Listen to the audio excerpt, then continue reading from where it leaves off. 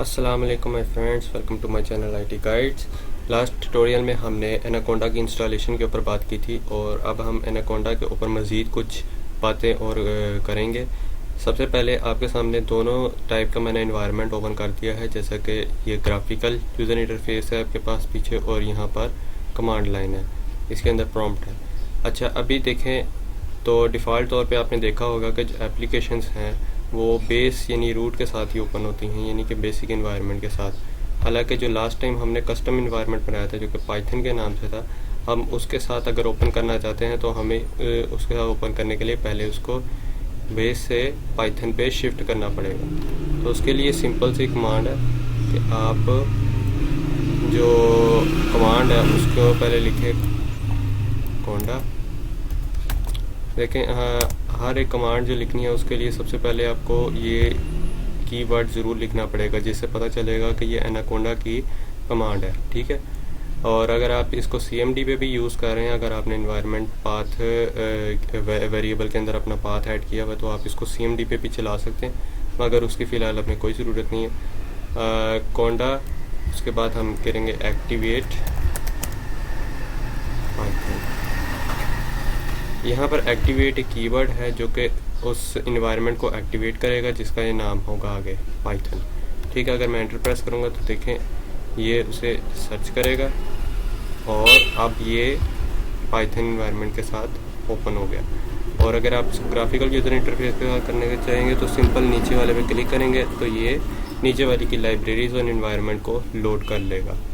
Okay, so friend, मैं इसको अपने इसकी ग्राफिकल यूज़र इंटरफेस की बजाय ओपन करने से मैं इसको CMD के ज़रिए ही ओपन करूँगा।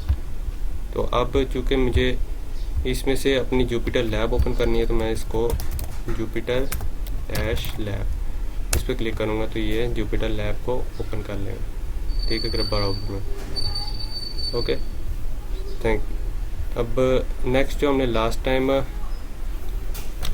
new.python पाई के नाम से एक पाइथन फाइल बनाई थी और एक नोटबुक बनाई थी, तो अब हम क्या करेंगे, उस नोटबुक को मज़ीद आगे लेकर चलेंगे।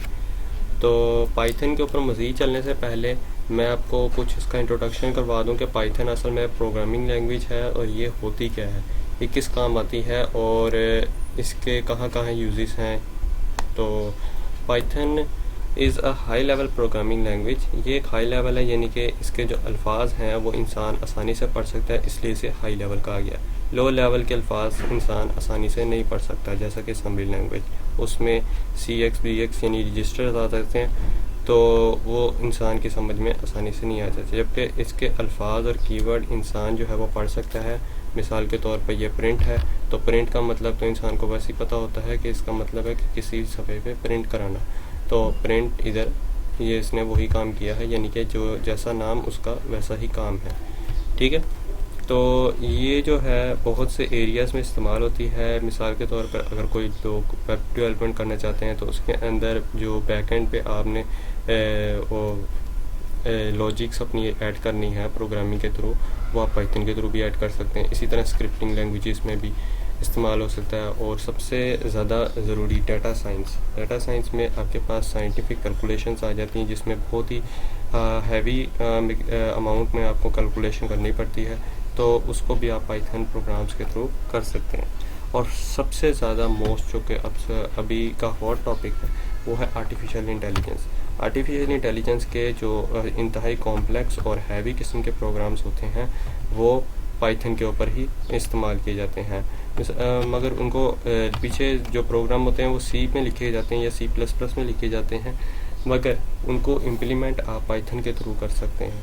और ये बहुत ही पॉपुलर लैंग्वेज है। अगर आप इसको बड़ी ऑर्गेनाइजेशंस जैसा कि गूगल, नासा, CIA और डिज़नी में देखें तो जो ग्राफिक्स की फील्ड से ताल्लुक़ रखते हैं, तो उसमें जो ब्लेंडर इस्तेमाल होता है उस ब्लेंडर की बैकएंड के ऊपर भी पाइथन कोडिंग हुई होती है। तो इसी तरह अगर मज़ीद तौर पे आप मिसालें देखना चाहें तो बहुत बड़ी बड़ी आपके पास फील्ड्स आ जाती हैं।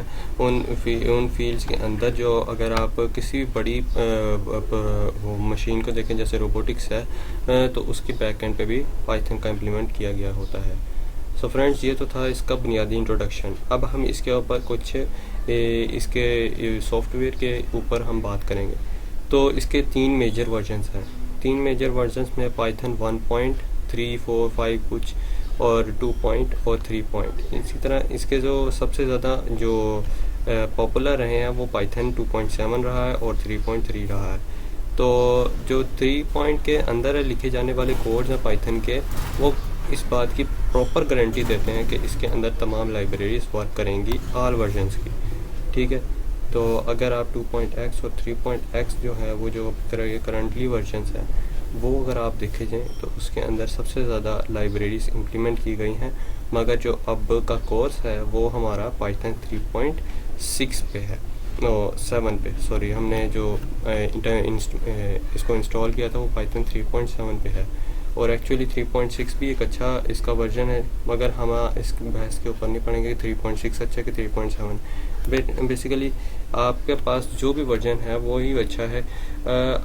अगर आप इसको अपडेटेबल फॉर्म में रखना चाहते हैं तो आप इस बात को मद्देनज़र रखें कि अगर जितना भी ज़्यादा बड़ा वर्जन होगा तो उसकी लाइब्रेरीज़ उतनी ही ज़्यादा देर से आएंगी। यानी कि पिछली वाले वर्जन जो हैं जिनकी लाइब्रेरीज़ पूरा प्रॉपर तरीके से तैयार हो चुकी हैं, आप उनको प्रेफर करें, ना कि उस वर्जन को पाइथन के जिसके ऊपर जो अभी लेटेस्ट है, जिसकी अभी लाइब्रेरीज प्रॉपर तरीके से तैयार नहीं हुई, तो आप उसके ऊपर प्रेफर ना करें।